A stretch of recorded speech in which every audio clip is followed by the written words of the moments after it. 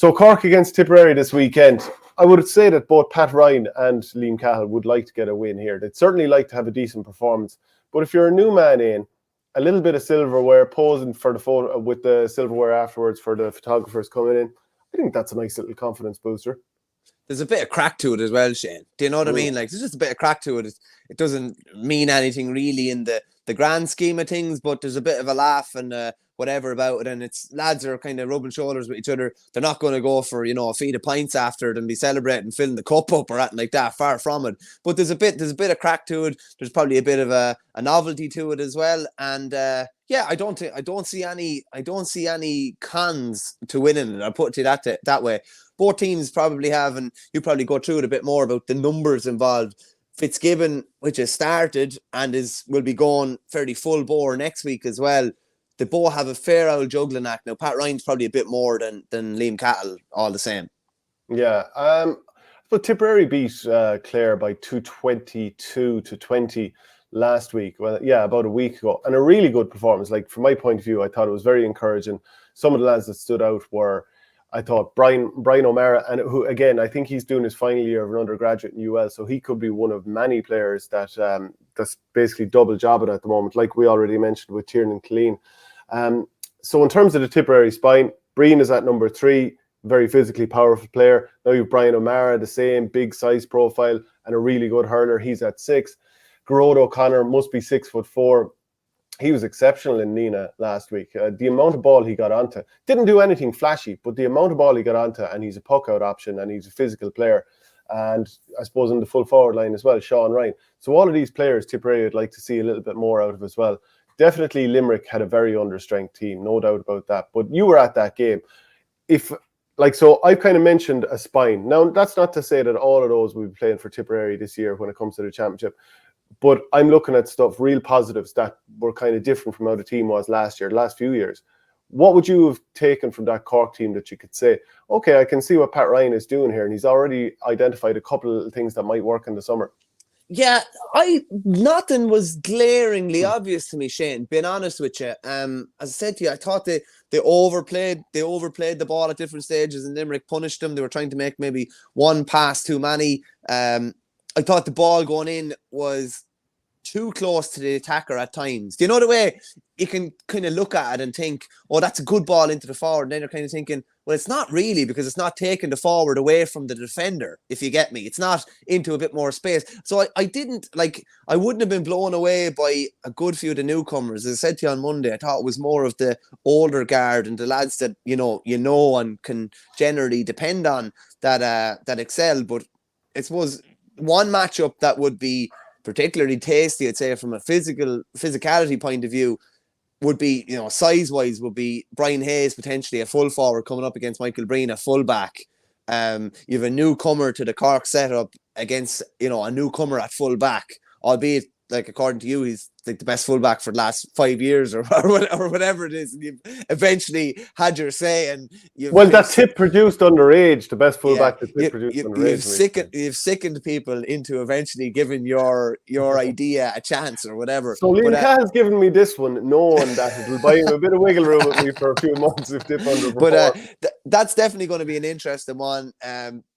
Brian O'Mara, who it looks like Liam Cahill is going with at 6 at the moment. You won't know until you probably see 3 or 4 league games. He's potentially probably coming up against Conor Lahan at 11, who was very good the last day. Hit 3 from play, was generally very good on the frees. That's if O'Mara plays. He's obviously in the middle of Fitzgibbon at the moment. But you're asking me what I saw from Cork. But honestly, I'm not going to make up something that I didn't see. I didn't see a huge amount, and I'm hoping to see a lot more when I go to a league game or whatever. But there was nothing glaringly obvious. As I said, I thought Limerick let them have puck-outs, so I didn't see anything really new from a puck-out point of view, or whether they were able to, like, anytime they went long, I didn't see a load of new ball winners or something like that. And here's one for you. A viewer had a pop at me the last day, I saw in the comments, for saying that a potential half-forward line in championship of Luke Meade, Conor Lahan and Conor Cahalane. Like, is that beyond the realms of possibility that could, at a given time in a game, that could be a championship half-forward line? That could definitely happen. I don't think Cork could win in All-Ireland with that, but I think it could definitely happen. And my worry for Cork is that instead of identifying options that are different to what they've had before, that have let them down before, that they're identifying the same thing. So like Cormac Boateng, I'm saying this as a positive, looks a really good player, but he's not ultimately all that different from the type of inside forwards they've had before. Maybe he has a better hand on it, but they've had a lot of forwards that can get out in front and that they can score, but it's other areas of the field that they need to identify stuff. So, I mean, I'm not slating Boateng here. It's obviously coming, like, I'm complimenting him. He's very good. You're talking about variety. You're talking about variety. Is there something and Brian different? Hayes, maybe Brian Hayes is that variety. Maybe he is. Actually, do you know what I was going to ask? Do you think Patrick Horgan has a place in the starting team this year? Obviously, he slipped out of the starting team last year, but when he came on against Galway, he probably shoved it up to a lot of people in that game. And then also there was one other player. I was wondering, do you see Ronan Maher as a guaranteed starter for Tipperary this year? I do, realistically, Shane. Yeah. Now, where exactly, I'm not sure. I would be taking him away from the edge of the square if possible. I like him out. He's only 27. He's only just gone 27. I think he distributes fantastically well when distribution is in his head a bit more, maybe. Rather than, no, listen, I've no problem with lads shooting, but there's a time in a game when you're on the front foot to shoot, and then there's another time when you're 100 yards out, and it's as good of a striker as he is. It's a 1 in 3, 1 in 4, and 2 or 3 of those go wide, and it's kind of very demoralising. And I do think, like, based on what Cahill's underage pedigree and what we saw with Tipperary teams, I think it would be a lot more about, even if you're out around the middle of the field, I want the ball going into the inside forwards. We're more likely to score from 30 to 40 yards out. We'll only create a goal if the ball goes in around there. So I do think the likes of, I think Ronan Maher be wing back, centre back, but with a bit of variety there, potentially even midfield, maybe. It'll be interesting to see. But I definitely do see him as a starter somewhere. Yeah. I'm not 100% sure where. Yeah, and like, if you should just sort of look at him on his own, he's obviously an excellent player. Would start on most teams, I suppose.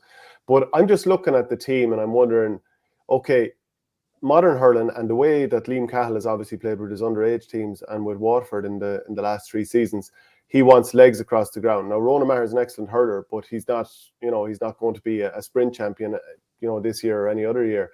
And Noel McGrath's already been picked as the captain, so you'd imagine he's going to start somewhere. And Jason Ford isn't the most athletic, physical player in the world.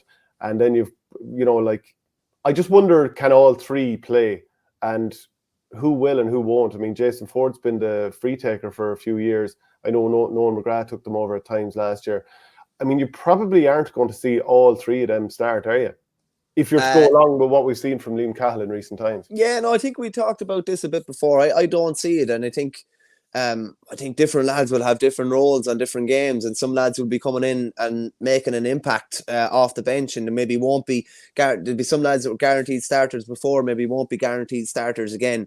But there's such a fine balance. Like, if Tip want goals and they want a load of athleticism, like, you have to have that balance within your team of lads that are literally going to be able to cover those acres.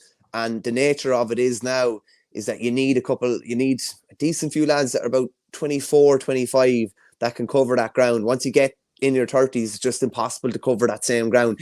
Your role has to be altered. You just have to play a different type of role. And it's going to be fascinating to see where Noel McGrath, John McGrath, Seamus Callan, Jason Ford fit into that mix. All still savage hurlers with that can have a huge influence on any inter-county game, be it a league game or be it the biggest game of the season in an All-Ireland final. It's just what their role exactly is going to be in a given day is going to be so interesting. Yeah, I want to go through some comments here. There's some good stuff. James Daly says, there's a lad that goes to our club games for years that always says, get ready for the puck out every time. The thing he says it's the same at our football games. He's also a tip man, Shane. It's gas. The amount of silverware and tip has dried up a bit. I'd say you're chomping at the bit to get some early 2023 success, Shane, says Flash. Time for Owen Connolly and Garrod Connolly. I say you mean Garrod O'Connor. Andrew Ormond and Jerry Kelly to get game time. Winning doesn't matter at this stage for either. It's about building the panel. I hope Tip give Cork a good hide and keep them quiet for a while. only for a few weeks, Mike. It sounds like we won't see you Monday morning, Shane, if Tip pull it off. Cork team was very experimental as well. UCC playing Fitz tonight, so a lot of lads might be missing on Sunday. Cork badly need a full back. Downey not the long-term answer. I mean, he could be up against Mark Keogh, his former UCC, or maybe they're both still UCC, but they could be up against each other. I'm not entirely convinced that that's the position for him either, as we said on Monday. Don't think it's his preferred position by all accounts as well. Remember when they beat Limerick in 19, he was a rookie wing back. I think coming up against Mark Hegarty that day, I'm not sure, and was quite good that day. And he hasn't really played that much at wing back since. I know he played in that Canon O'Brien final, I think, at wing back. The two Downies were either side, weren't they? When they played UCC, or they could have been playing for UCC actually. Was he marking Tony Kelly, doing a man marking role in Tony Kelly a couple of years ago in a Munster match? And it rings a bell. Yeah. Match, it just doesn't make sense. I mean, it was like the time Matt O'Hanlon was on Tony Kelly. Yes, you have a good marker, and then you're putting him on something that just really doesn't suit him. Yeah. I think he was. I think that definitely rings a bell anyway. It's gas though. The more games that have happened in recent years, the more some games tend to merge into other games, and it's a lot easier to get mixed up since the round robin came in, I think. Kieran 32, Shane, explain to Bernie how you agreed with Owen Breslan that the Tip squad are more skillful hurlers than the current 3 in a row All-Ireland champions and 4 in a row Munster champions. That was on Tipcast. Sure, you agree with that? Oh, sorry, it was Kieran Connolly that River Power was referring to earlier rather than Gerard O'Connor. So, you'd be the first to say that Tipperary have the most skillful hurlers in the country, wouldn't you? I definitely wouldn't be the first to say it anyway. They have very skillful hurlers. I wonder if you put the top... But skill isn't the only thing these days. I mean, you have to have athleticism, game plan. Yeah, but if you're talking about the top 3, just quickly while you have it here, give me the top 3 most skillful players on the Tip team. Noel McGrath. Okay. Probably the most skillful hurler in Ireland can't even make the Tip panel. Bubbles O'Dwyer. Okay. Jason Ford would be pretty skillful. Okay, there's 3. Okay, so we'll put that against Limerick's top 3. We'd say Cian Lynch, Gerard Hegarty, Declan Hannon. Declan Hannon, I was going to say, yeah. Declan Hannon, Aaron Gillan, in around there. So, do you know what I mean? There's a fair competition for skill between those 3. And the further you go down as well, I don't think there's a great difference, but definitely in recent years, it's definitely been seen that there's a big physical difference anyway. Whether there's a big skill difference or not, it doesn't. I don't think there's a big skill difference. It's just I don't know. I don't know if you've created this kind of idea of Tip being more skillful, and all they need is good S&C, and there's going to be All Ireland's kind of falling out of their pockets. There will. We'll see. Emil89 says that 2012 minor Tip team that had Michael Breen on was class, but so many of them seemed to get injured. Mossy Hamill, Jack Peters, Stephen O'Brien, still got John McGrath, Maher and Heffernan. How about giving Verney the freedom of Burr? Would you be on for a civic reception?